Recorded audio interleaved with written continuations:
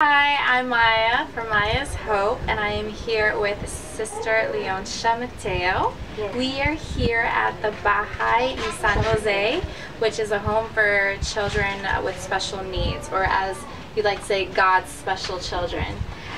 So where exactly are we? Barangay San Jose, Tarlac City. But where are we? Like, what is this background here? The background here is we are in at the middle of the sugar cane plantation, sugar cane plantation, and also the rice field. And so how long have you been here? We've been here for 3 years already.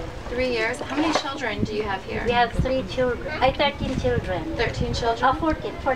14? Yeah, 14 children. And what kind of special needs do these children have? They have different special needs.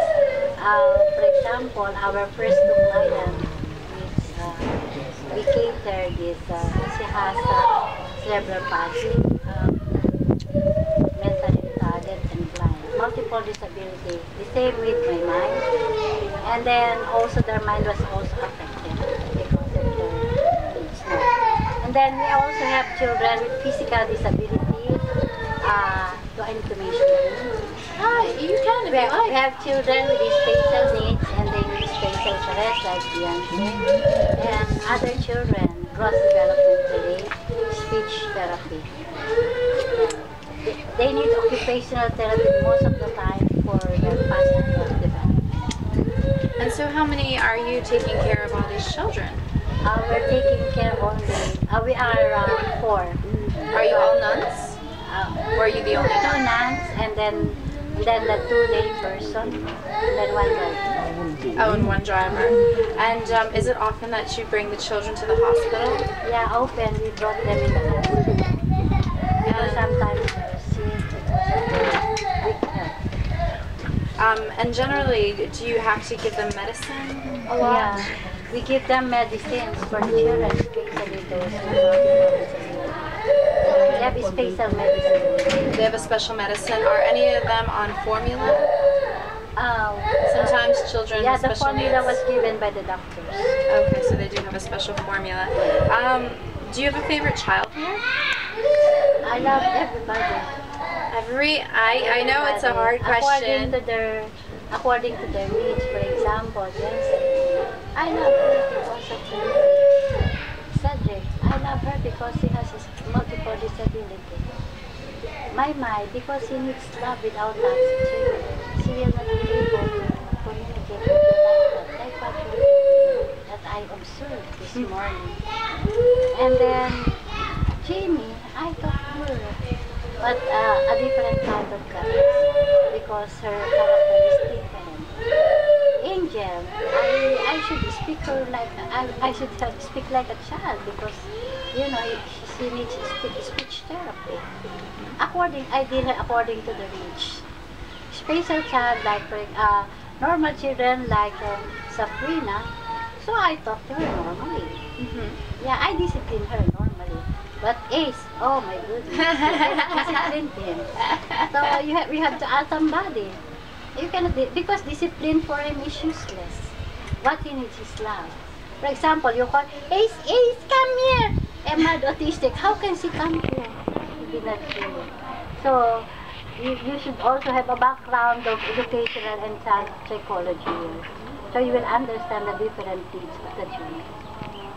Do you have an innate understanding of the needs of the children, or do you have like an educational background in this? I have an educational background. And then also, I also have, because perhaps I love the ministry. So that's why I discovered that there are different needs. Because at first when, for example, Jamie, when she came to us, of course we have the child's case study. But that is just a reference. You should base upon her present performance. I agree. Yeah. Then, absolutely. For example, in the school, the children, the teacher told me, I cannot discipline her because of her disability. No, you should discipline her, but with caress and love. Everybody needs, even normal children, they need special care because they were emotionally disturbed. They have problems already when they come to us. And when we discipline them without love, what is the use of staying with us? Exactly. We cannot help them. Exactly. When they see that you love them, oh, they will offer all kind of help that you need. Exactly. For example, when I fell, because Beyonce would like to cuddle, she said, we can, and then I fell, then she said, Tori, even Tori, and then Safina, and then Jamie, because you want always to be cuddled by sister, then you will say, Tori. But I'm so happy when that accident happened, because I could see the values that you were able to inculcate. No, it's true, and children observe behavior, and I'm sure they know how much that you love each one of them. So when something bad happens, it hurts them so deeply, because you're the only form of family to them. And then yesterday we had a film creation film, and then after, so you see what I'm telling you. Then when she saw that, for example, the disobedience of Adam and Eve, now I don't like that, sister, they disobeyed that. Oh, how about you? You're disobeying me always. No, sister. No. And then that is a part of their growth. You should explain, you should interpret, otherwise their life will be miserable. It's true. The children, where do they come from? Are they in this particular region, or I know that Region 3, they came from different places, but in Region 3, because whenever we have a client here, we try to do for the case study, and then also an ocular inspection of the family if it is really needed.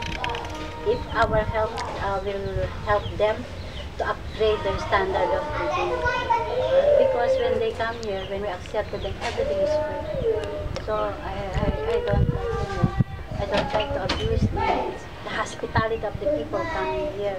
And after 1 year or 6 months, 6 months to 1 year, they have an evaluation. If our way of disciplining the children helps them. If they become stubborn and nosy, what is the problem? If they become more disobedient, what's the problem? If they become more cooperative, so better. She likes our discipline. Because they came from different families, different attitudes, different genes, so different characters. That's why you should trace the roots where they come from. So that's why with Sister Shinada, when she disciplined the children, this is the root of the child. Where you should learn how to handle this child. Well, it's so refreshing to hear you speak of the children this way, because you really see them as individuals. You don't see them as just like a bunch of kids, and you don't say, okay, this one has cerebral palsy, I'm going to treat this one this way. You really look into the background. You try to understand. You try to read the child without reading sometimes like these social workers are idiots, and they say a child has this, and the child really doesn't have this. I've seen this happen many, many times, so I think it's good that you actually have a fresh perspective on each child, and then you monitor the behavior, and then you decide, okay, well, this is how I'm going to help treat this child, because this here is a form of rehabilitation, and you want them to become, somewhat independent. For some of them, they won't necessarily be 100% independent, but, maybe one day, Mai-mai, she'll be able to, live with somebody else, and she can at least find her way and feed herself. And that, to me, is a form of independence. So I like it because you know why? The training of the institution is to make them productive. Even if they are a special child with a special needs, but they have different talents. They have different abilities. And when you go to the school for special children with special needs, they can function normally as if like a normal children. For example, the deaf and mute, they can dance, they can communicate through sign language, and you can see that they're so normal.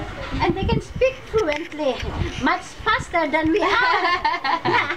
When I was in Bahay San Jose, in Webisia, then there's somebody who spanked the child. That is a deaf mute. She spanked the child. And then the normal child told me, Sabi na, because he's spanking, you know, that deputy told me, you know, hindi pa nakapagsalita. The normal children did not speak. Siya na, oh, you see. They are, fast in communication. But when I do not know the sign language, this is my experience. That mute child, now he is a third year college. Third year college already. She always said, no, and then I told her, you are not compassionate with this kind of child. You know, she's deaf and mute. She cannot speak. How come you can do that? Then the following summer, I enrolled myself for deaf mute class. Then I understand she's the one pala making she's the one making that kind of mistakes. And I always tell the normal child, don't do that, don't do this. you don't love this kind of child, or you place yourself in that kind of position. So you will see what will happen. Then the normal child will cry. Then the normal child will say, sorry sister, sorry. Then when I go to that school, now I know how to treat you. So from then on, he behaved well. Because we have that kind of language that I understand her. Oh, he cannot escape now. No scapegoat already. What a lovely story. You have to go down with their background. You have to go down with their, ability. We have to understand how they are. And then when I talk to the members, we have only 2 years because we are just starting. It's very hard to have no standards. Absolutely. It's very hard to be like this. People don't understand this kind of behavior. They will always say, nosy, disobedient, stubborn. Why not see the background of the child and they say, this is stubborn, this is like that. I experienced also a child who is fond of getting things of the other children. Stealing or something. Stealing, yeah. Okay. And at first, of course, I was angry. Then afterwards, so I tried to see the background of the child, and afterwards, I interviewed him. One time we will be in prison because of that. Then that girl keep on trying and trying and trying. Because when she was in her past home, student is not. Exactly. Now she knows. Right. And then she tells me, oh, that's bad. Don't touch the things that is not belong to you. That is a very good sign of change. Well, that's why you have to instill the children with just basic values. And if you are, abusing a child automatically assumes it's normal behavior. It's normal to get hit. It's normal to be screamed at. It's normal to see your father hitting your mother. And so, you have to try to break the cycle and tell the children that this is wrong and they will have emotional trauma. Of course. Then when you understand, then sometimes your mother is exactly like that when she was small. And then I was telling you, because I don't like to follow the footsteps of your mother. And then, sabi ko, yeah, I know your background. Hindi ko amay mama. Hindi ko amay mo. She didn't recognize her mother. But what the value formation can we give her? Just to love and love and love her. Because that's what she needs. What? We have our mother, they hug us 100 times every day. Right. But for that, These children don't ever receive hugs, and they're not told that they are special. now that I'm older, when they hug me, I will hug them. But before, when I was a new sister, I don't like to be hugged. But you have to. These children need to have not just speaking with them, but you need to give them physical attention. You need to. I hug and kiss kids all the time just because we crave it. We crave it as humans, and can you imagine a child growing up? It's part of the development of the child. So if they're so used to not being touched, it affects them psychologically. So it's important to always have that. But I want to go ahead and wrap up because it's so hot outside.